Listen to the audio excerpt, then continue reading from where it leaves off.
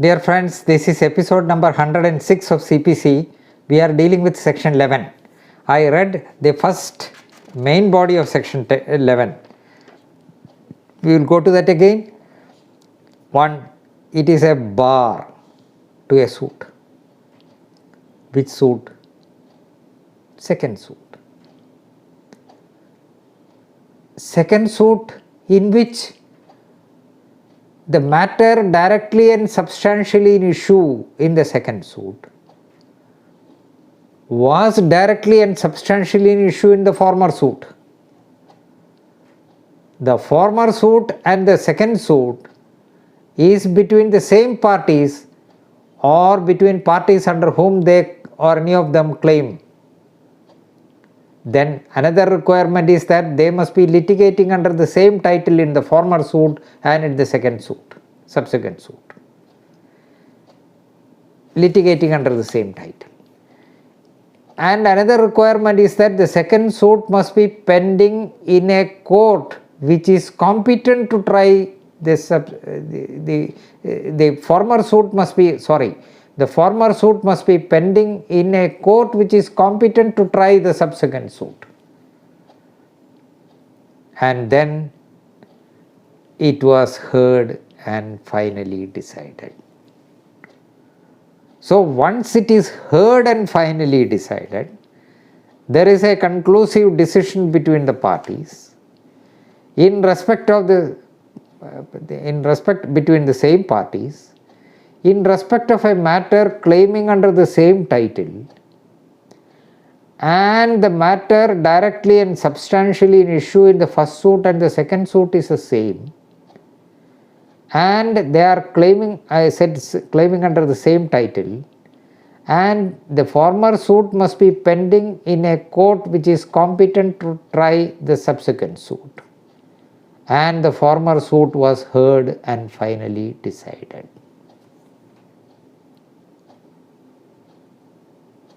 So, I think I have made the position clear. I am saying about the law students because we are very much concerned about the law students. They should not leave the class without understanding it.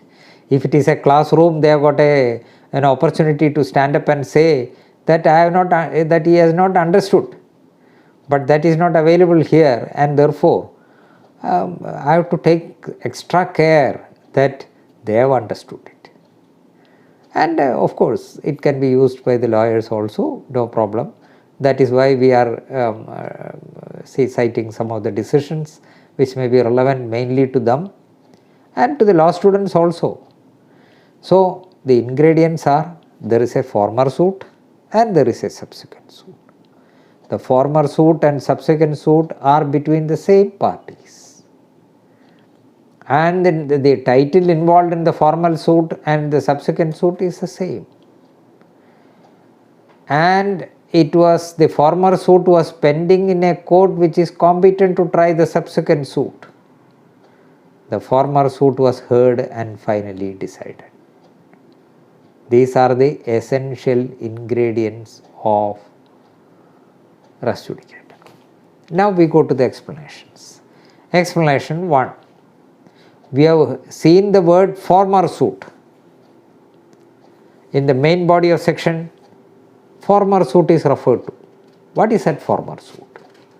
The expression former suit shall denote a suit which has been decided prior to the suit in question, whether or not it was instituted prior thereto. What is it? A suit which has been decided prior to the suit in question. Suit in question means suit in which the plea of res judicata is raised, whether or not it was instituted prior thereto. I will give you an example. Two suits between A and B. Who filed it? A filed it against B. Second suit, it is immaterial. Whether B or A, whoever it is, that is not relevant for the present purpose. There is a suit between A and B, two suits, former suit and subsequent suit. The first suit was filed in 2019 and the second suit was filed in 2020. So going by the year of institution, which is the former suit, 2019 suit evidently, which is the subsequent suit, 2020 suit. But it so happened that the 2020 suit was decided first in point of time in 2020-21 January. So 2020 suit was decided in 2021 January. 2019 suit is pending, though it was instituted prior in point of time. Then the question arises whether the decision in the second suit will operate as res judicata in the first suit. Normally it is otherwise. There is already a suit which is decided and that will be a bar to the second suit. So former suit and subsequent suit is referred to. So 2020 suit was decided first in point of time in 2021 January, and at that time 2019 suit was pending. The point involved is same, the property involved is same, parties are same, matter directly substantially in issue same, and one suit was decided by the court. Whether that will constitute the former suit for the purpose of section 11. Yes, says explanation 1. So what will happen? 2019 suit came up for hearing later in 2021 September. That is really the first suit. It came up for trial in 2021 September. At that time, the defendant therein raises a contention that that suit is barred by res judicata in view of the decision rendered in the 2020 suit. The answer is yes, it is barred, because there is already a decision. When did you file the suit, first in point of time or second in point of time, is not the relevant thing. When was the first decision rendered by the court is the important and cardinal question. And once there is a decision, it cannot be decided over again is the principle.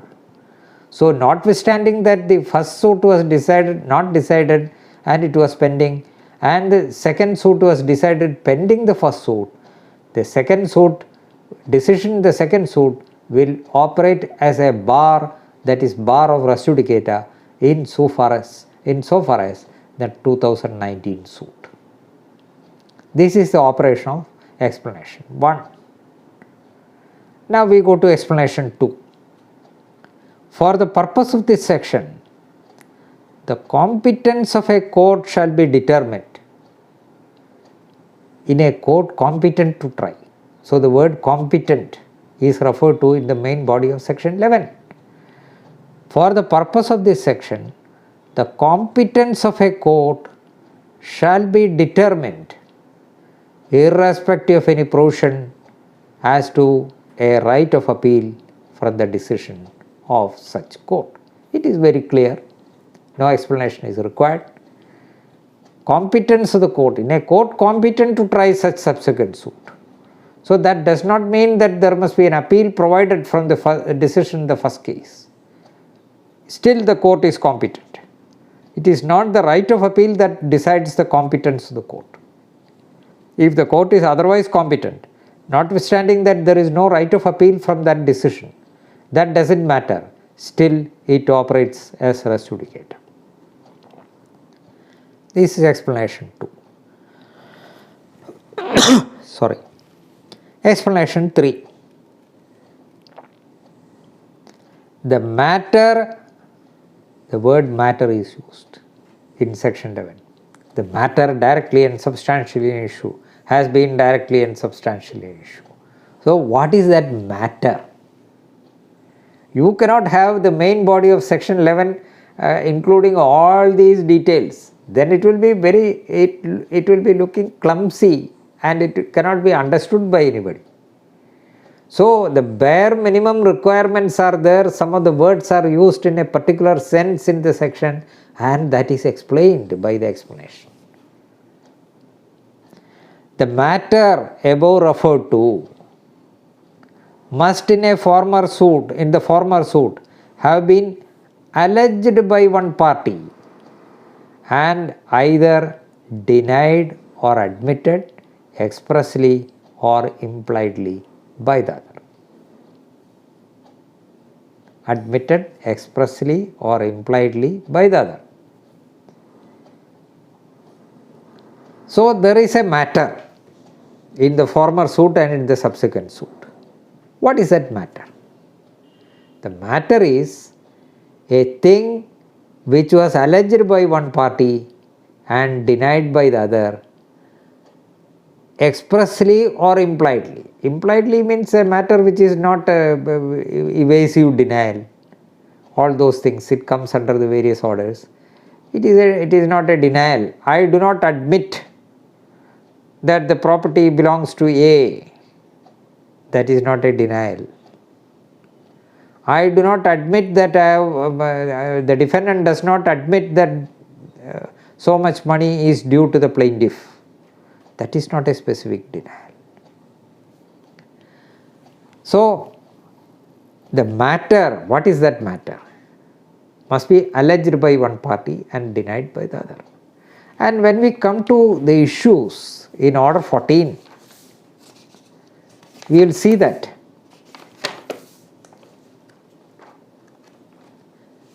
what is issue?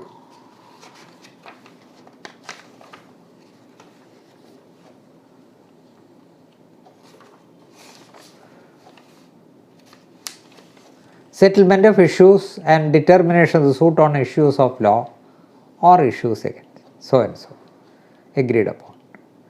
Issues arise when a material proposition of fact or law is affirmed by one party and denied by the other. Rule 1 of Order 14. So every material proposition of fact or law affirmed by one party and denied by the other constitutes an issue in the suit, and issues are decided, and the final conclusion and decision depends on the decision on those issues. We have also seen in the main body of section 11 the word suit or issue is also there. So what is that issue is important. Issue is one thing where a material proposition of fact or law is affirmed by one party and denied by the other. It is a material proposition of fact or law. So A files a suit against B for realization of rupees 10 lakhs on the basis of a document.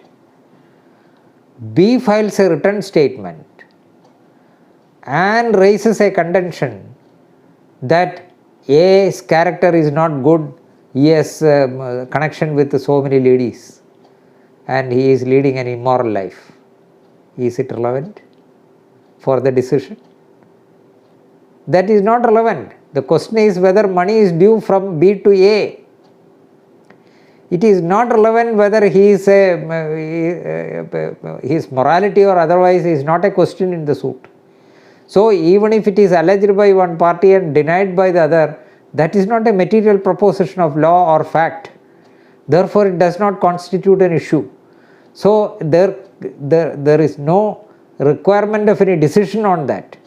So even though a particular thing is involved in one suit and that suit is disposed of, that need not constitute res judicata in the subsequent suit, because only those matters directly and substantially in issue in the former suit will constitute a res judicata in the subsequent suit. It is not every fact which is not material, which does not constitute an issue or which is quite irrelevant, that will not constitute a matter.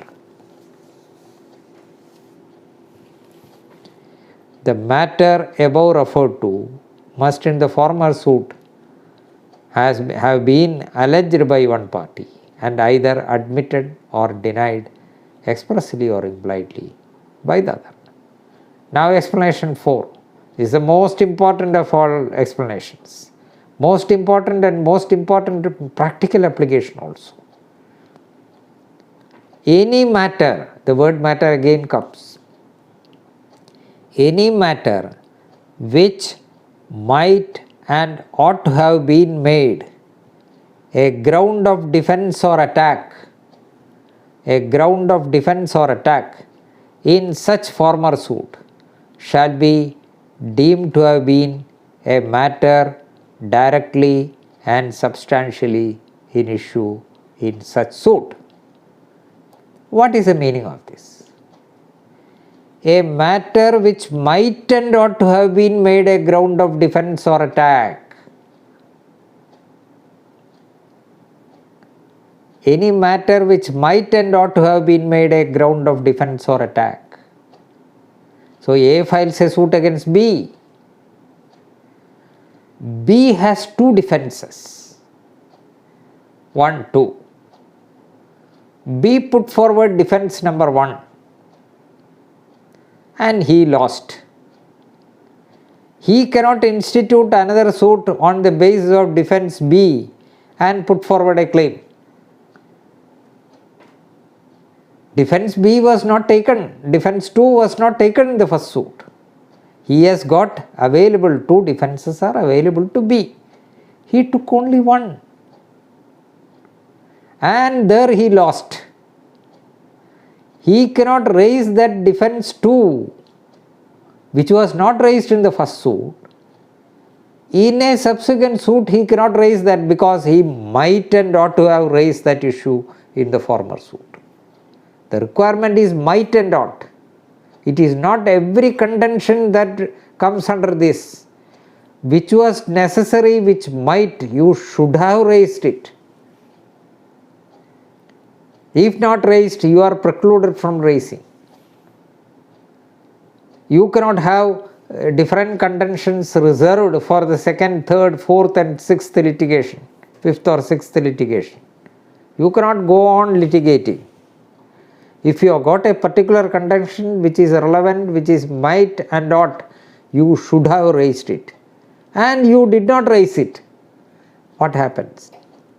Shall be deemed to have been a matter directly and substantially in issue in such suit. What is the meaning of it? If a matter is directly and substantially in issue in such suit, then a decision is rendered, it operates as res judicata. Explanation 4 does not say that res judicata will apply. Explanation 4 says, a matter which might and ought to have been made a ground of defense or attack such former suit shall be deemed to have been a matter directly and substantially in issue in such suit. So a defense which should be raised, ought to be raised, if not raised, would be deemed to have been raised and decided against that party. And therefore, res judicata will apply. Might and ought. This is the most important thing. Several contentions, a suit is filed.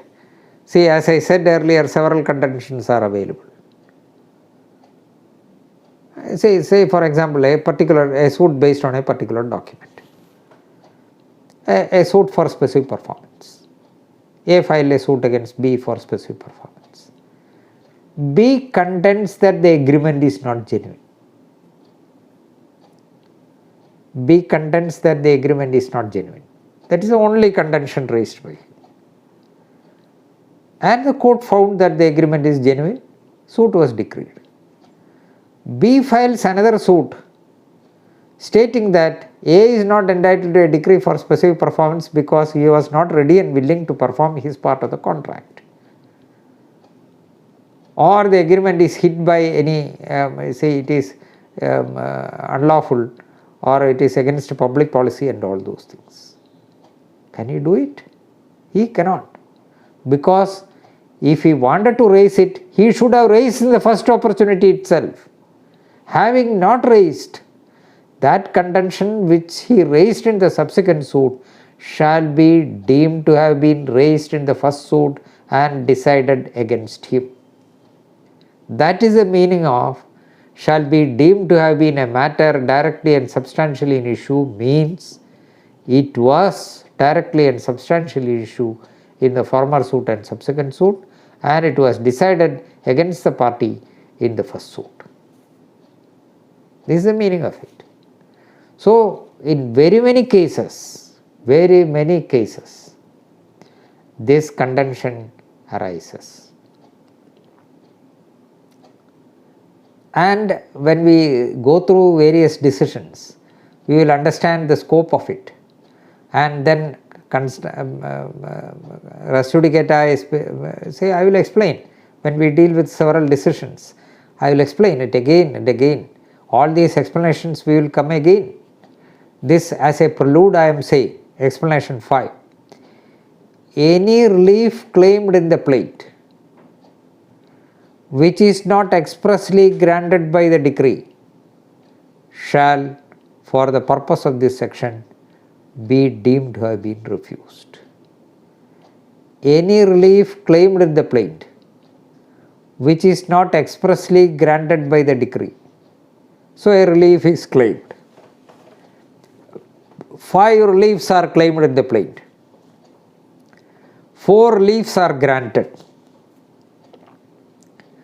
Nothing is said about the 5th relief. What is the remedy of the plaintiff? He can file an appeal or he can file a review. But he allowed it to become final. Then what is the meaning of it? His 5th relief shall be deemed to have been denied. So he claimed a 5th relief and that has become final and it shall be deemed to have been denied. So he cannot reopen that 5th ground or 5th relief in a subsequent suit. Having raised that 5th ground, 5th relief, and having his case decided on trial, and having not granted that relief specifically, and having not filed any appeal or review and allowed the same to become final, then that party who raised that relief 5 is not entitled to raise it in any manner in a subsequent suit between the same parties in respect of the same title.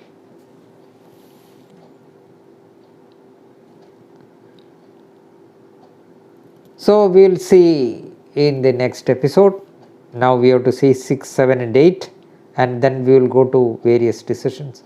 So whenever those decisions come, I cite it under different heads, so that you can have that heading, note it there, so that it can you can use it whenever it is required in a very useful manner. That is what is my intention. And there are several headings which you do not find here. So that is why I said that it is very difficult to apply res judicata between co-defendants. Have you seen here anywhere? No. Whether as between co-defendants the res judicata applies? Yes, it applies. What are the requirements? There are 4 tests. It is decided by the court. By judicial pronouncements it has become well settled. So apart from the section, there are several things which are governed by judicial precedents, which are settled by the various decisions of the Supreme Court, Privy Council and various high courts, and which are quite relevant. Without those things, the section may not be complete. So we will see in the next episode, we will see from explanation 6, 7 and 8, we will see that, and then we will go to the decisions. Thank you.